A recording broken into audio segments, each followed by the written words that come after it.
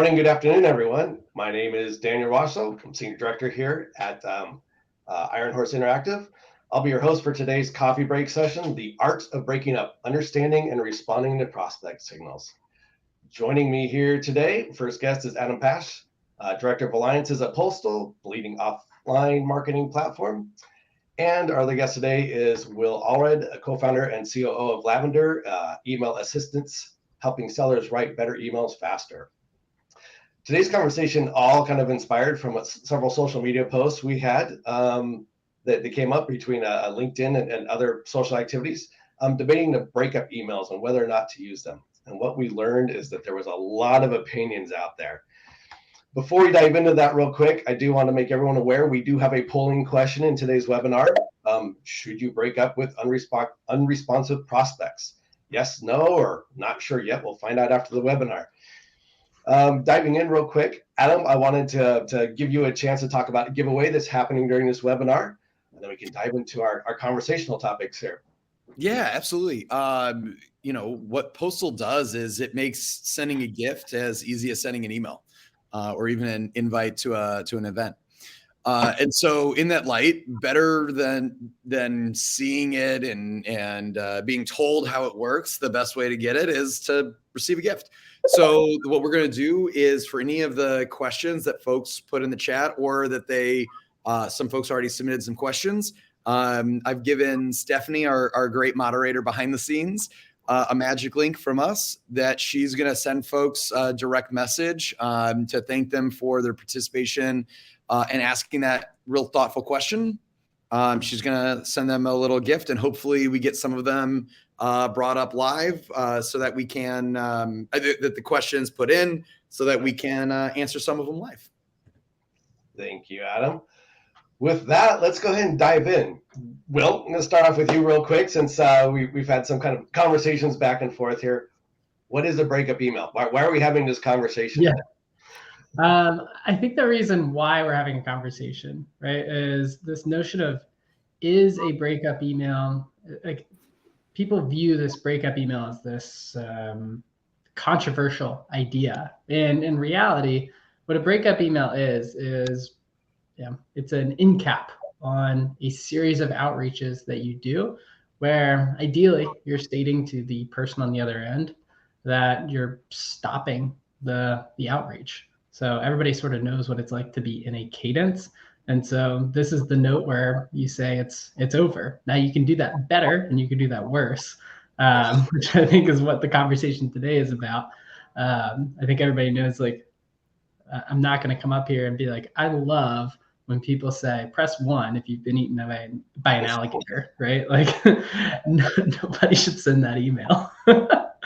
But I do think within a proper cadence strategy and with like a thoughtful, clear message, a breakup email can be a really effective thing to add to a cadence. And it's something I didn't believe for the longest time until I saw the reply rates from it.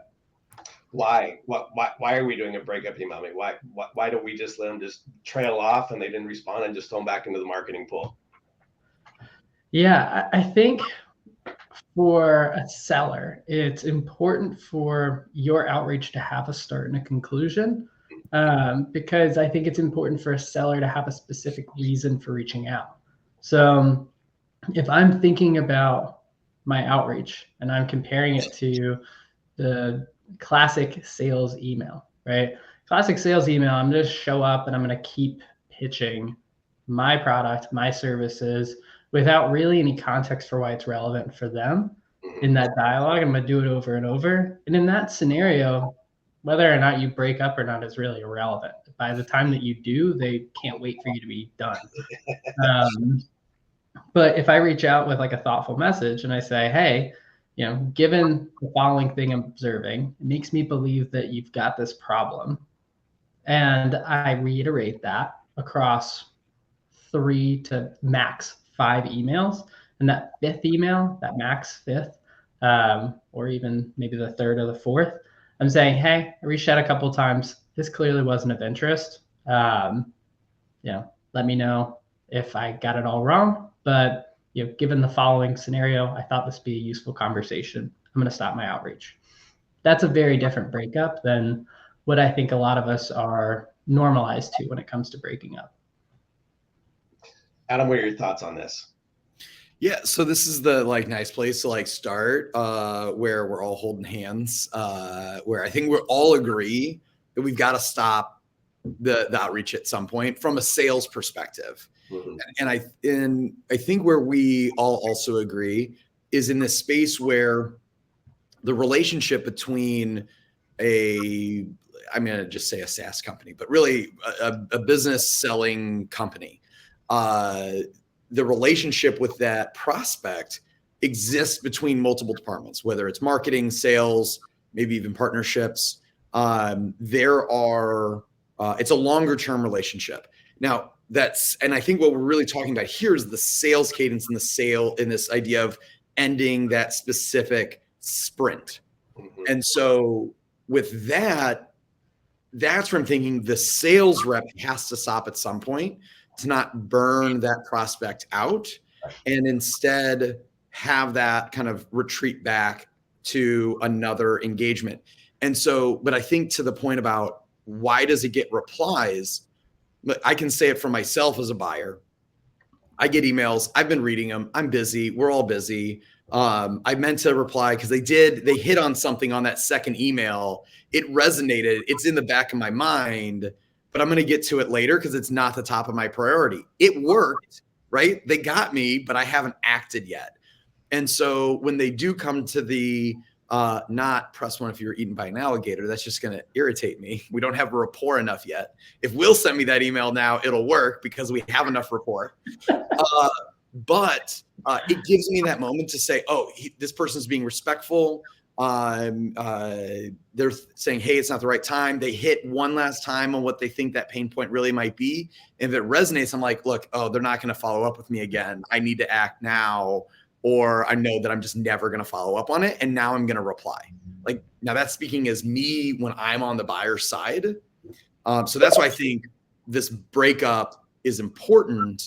It's all about tonality. But then I think where we might start to diverge is where what I think we should do there is think about that marketing relationship and use that as the seller's opportunity to pass back to marketing in the form of, whether it's a newsletter or some other passive inbound strategy. So that's the question I have is on the whole intent, the whole transition from marketing to the sales cycle.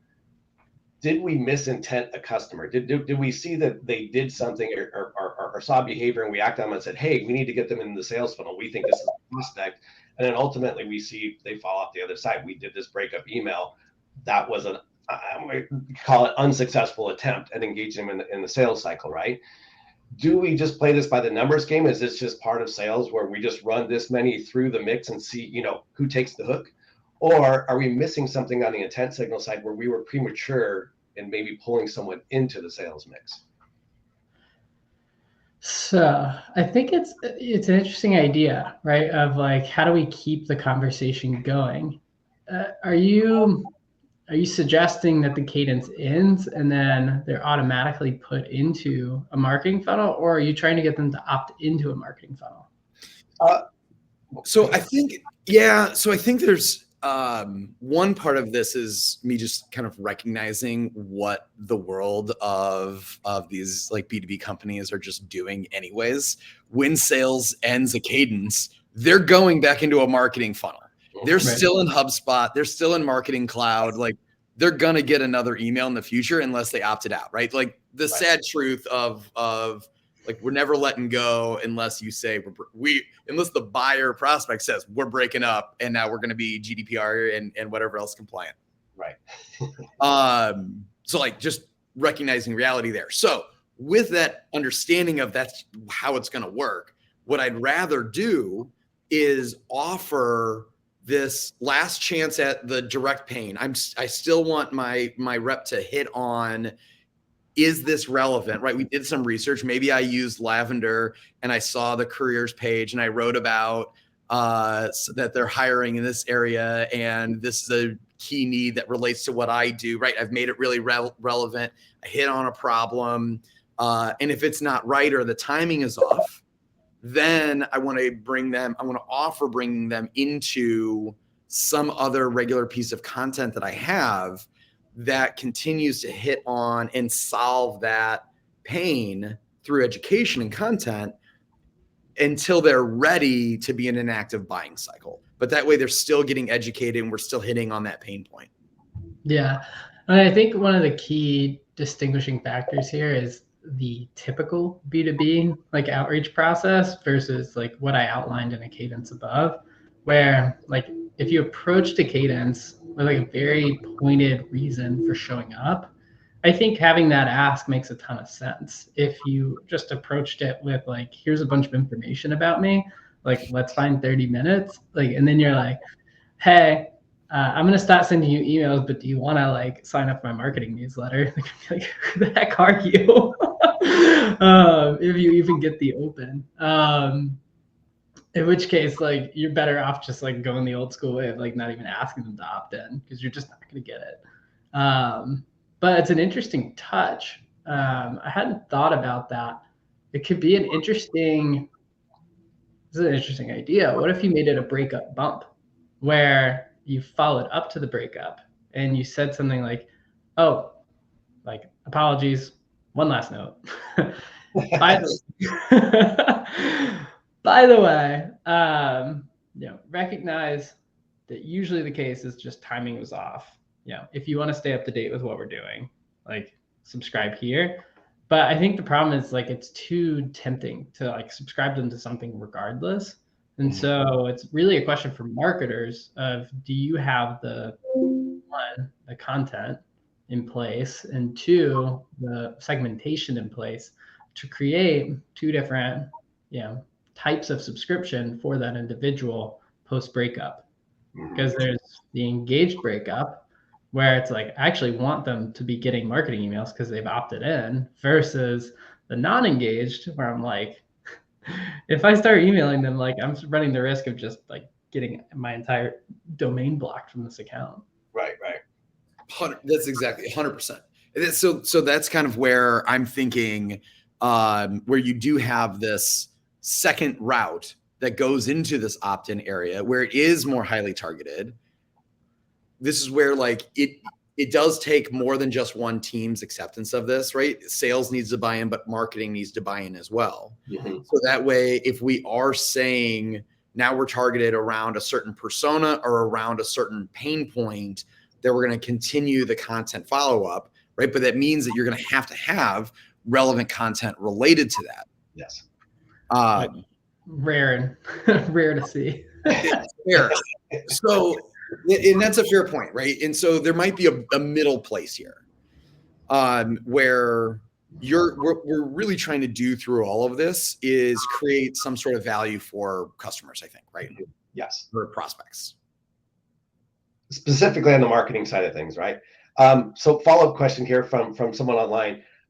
It says, what if they have the problem? What if they have a need for our products or services, but they don't have the budget or the timing isn't right? Wouldn't it be better to put them in the nurture cadence monthly touch points so you can stay on their radar, and when they're ready, you are staying on top of mind? So it feels like this is what we were just discussing. It feels like if we could almost pull for them, like, hey, and I've seen some emails like this, if the timing's not right, let me know, and then I can get you into a different nurture stream versus just the generalized marketing stream. Right? This is where we might be able to qualify them better and keep them a little closer to that sales funnel without quite going after them yet till they're ready.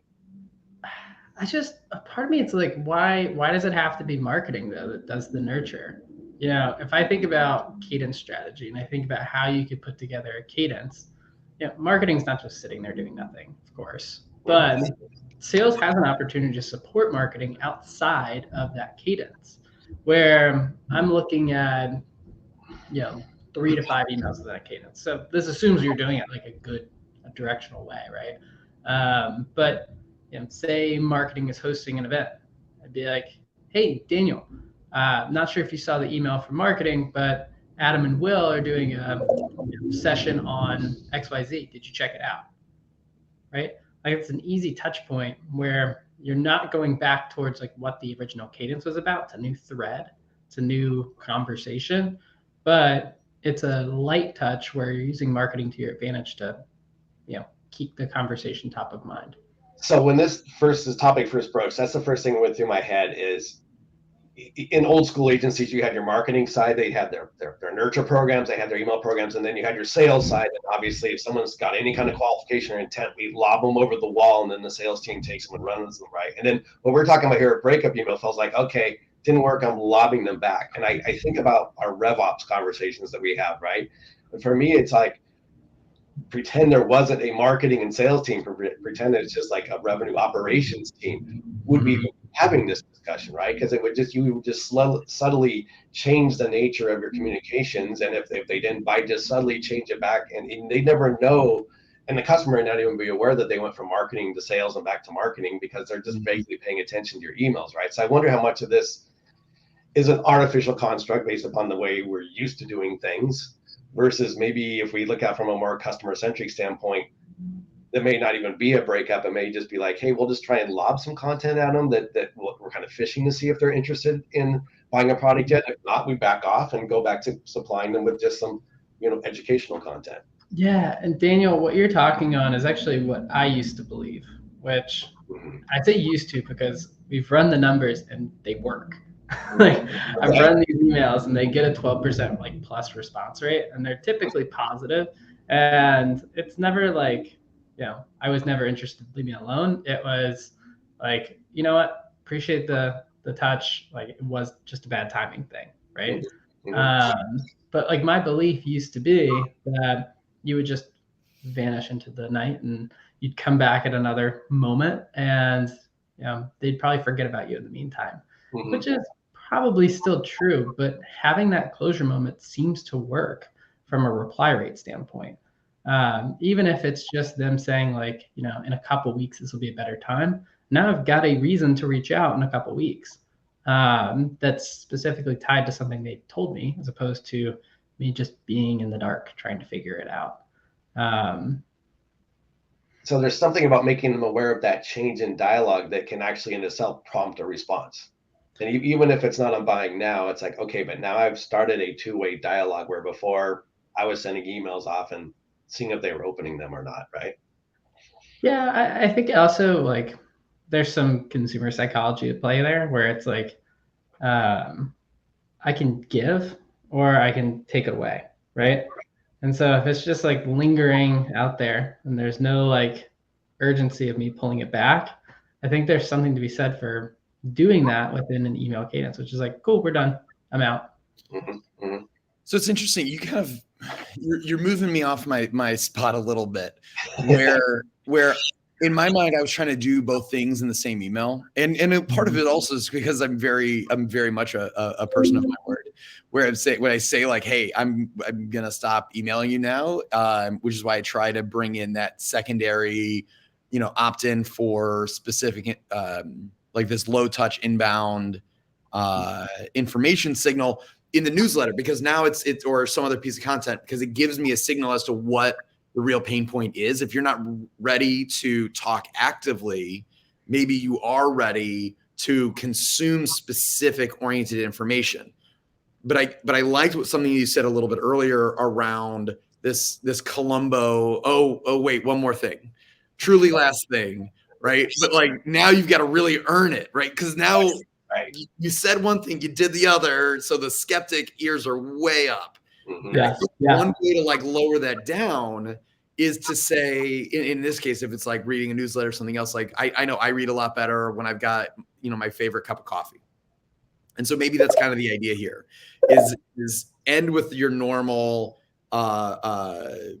breakup email, which is really this like timing's not right. Gives them that chance to really engage there. And if they don't, this very last moment, you're actually going to send them a gift. Send them some coffee. It gives you a touch point. Maybe it's a coffee subscription. So there's 3 bags of coffee that come over the next 3 months. And now when they get it, it's got a little card inside that links to, the most recent article that you posted. Gives them something to read in the meantime. Super passive follow-up. What I like about what you just put out there is when I see folks talk about using GIFs, I see them almost think about it as like a bribe. Meet with me and I'll send you coffee, right? You're shaking your head, you're like, oh, please don't do that. Oh, and I'm like, that's such a clever way to like introduce the gift into the process. And it's like, hey, like coffee with a newsletter, right? It's like, I'm going to give and I'm going to give some more on top of that. So it's making me like rethink how we're approaching like breakups. Because I'm like, yeah, because then like marketing and sales are kind of working together because they're still within our frame of thought. They're still like seeing what we put out there. And if they stay engaged with that content, maybe then they go back into the sales side, right? It could be an easy way to like pull them back over. You refer to as lob them over. I love that. Lob them back over to sales again, using some, like the old dated term would be like lead scoring, right? Right. Let's we've got a couple of questions here. Let's pull these up real quick. Interesting thought. What about a countdown to let them know that they're reaching the end of the sequence? I'll try reaching out 2 more times. Sometimes we'll be going through online activities and it will count down for you, like how many more pages you have until you're done. What do we think about this for email? So it depends on where it sits in the email. If it starts the email off, I'm immediately getting a giant red flag that says, yeah, someone's trying to sell to me. Whereas like if it's at the end, I might not think as much about it. And when I say think as much about it, I mean basically the way we read email is essentially one giant categorization process. And so you're just trying not to raise a giant red flag that says like, hey, I'm here to pitch you. So like I'll try reaching out 2 more times. Like back to Adam, your point, like sticking to your word. I think that's pretty key there. This is a new one for me. Thoughts on the any thoughts follow-up email. I've heard many who love it and hate it. Would you love your takes on it? What is this any thoughts email and should we be doing this? Is that like a bump up, like circling back, putting it on your radar? Yeah. That sounds like a great way to extract value from them to you. Right.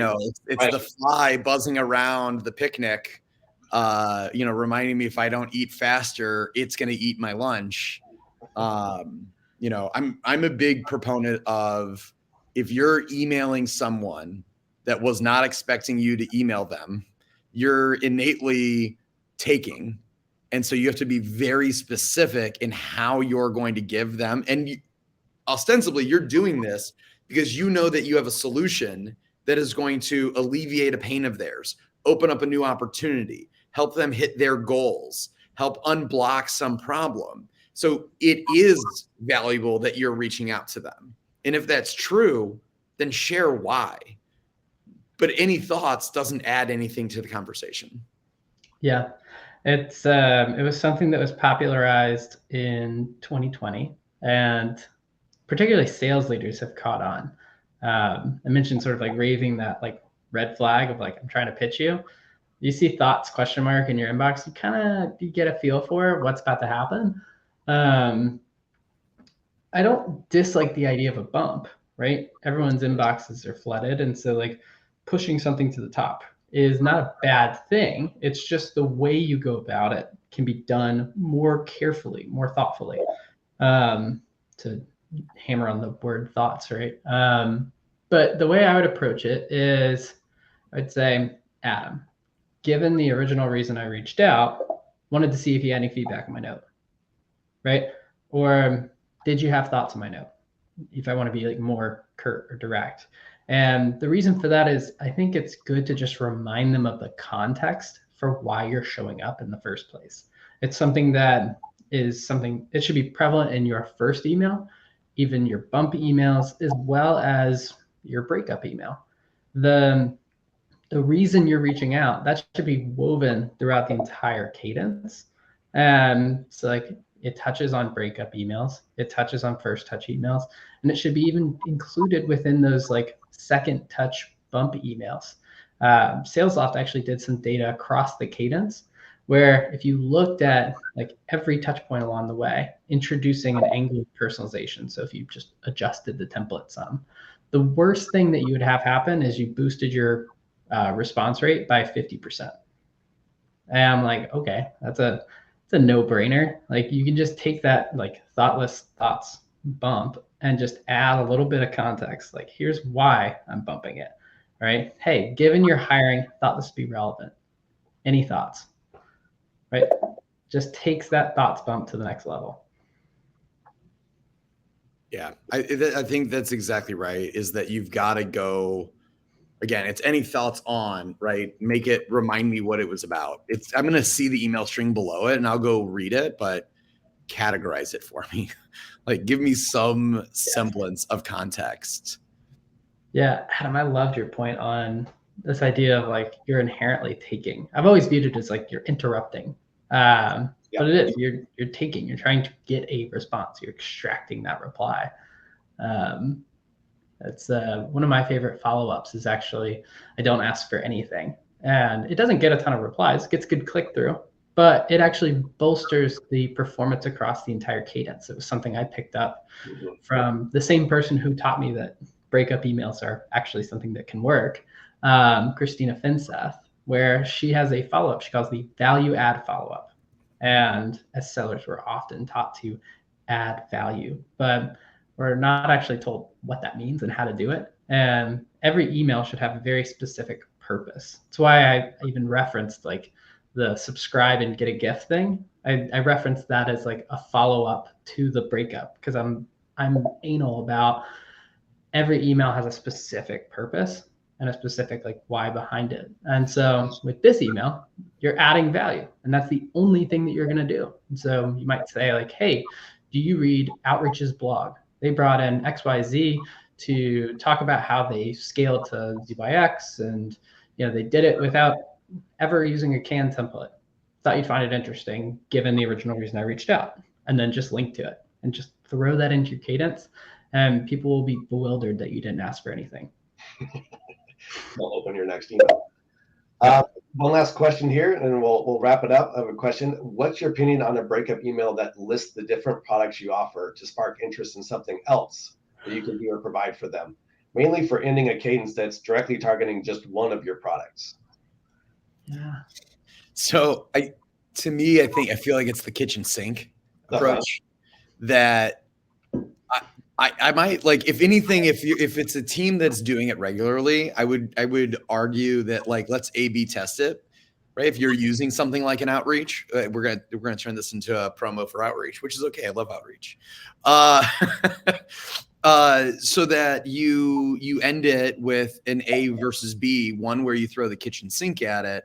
But I think another one, if you did better targeting, and if you instead try and pivot to, if this one product wasn't right, maybe there's this other one that is more likely than those other 12. If it's going to convert at all, specificity in email when it's being scanned is still going to be better. But yeah, I don't think that the kitchen sink is an approach that's really going to convert highly. Got it. Yeah, I'm going to lean on Lavender's data here, and that's informative tones are direct, like corollary to you not getting a response. So you adding all of those extra details, it's you trying to inform them about other things that you do outside of the original reason that you reached out. And so what happens is like give them extra information and they don't have a reason to reply. Whereas if you lean into like the element of like curiosity, a better way to approach it would just say, there's tons of other things that we can do on top of that related to X, but I didn't think those would be relevant for this conversation. Right now, I'm like, I've got more behind the scenes that you don't get to see, and you have to respond if you want it. Got it. We're coming up on the end of time here, guys. Any final thoughts before we exit our session today? Did you just thoughts bump me? What? Did you just thoughts bump me at the end there? Oh. The things that work in live sessions, but not in email sequences. Right, exactly. For every strategy, there's a channel for every strategy they don't all work in email. Indeed. That's how I'll wrap up my end. There you go. Will, any final thoughts? Yeah. So if I had any last notes on this, it would be keep it short and keep it simple. We see the best emails that are performing are between 25 and 50 words, and they're written at a 5th grade reading level. So Absolutely. Oh, you know, Daniel, one last thing, only because everybody loves a good callback humor, except for when you explain the joke.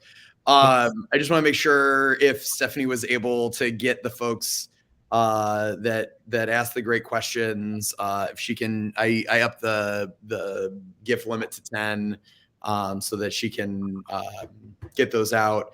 If there is any issue, then we'll make sure that the right folks get the right stuff. love it.